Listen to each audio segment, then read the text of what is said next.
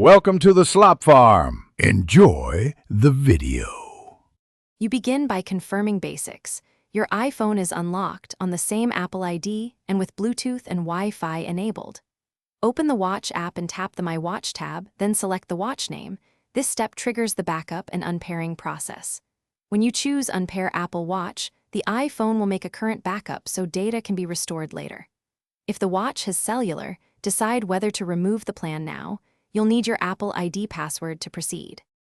Once unpairing starts, you'll be asked for your Apple ID password to disable activation lock. Enter it to proceed. The Watch app will then trigger erase all content and settings on the watch. This resets the device and removes iCloud association.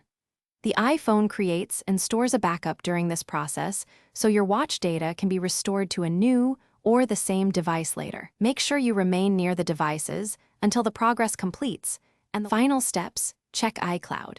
Or your iPhone settings right arrow your name right arrow devices to ensure the Apple Watch no longer appears under your account.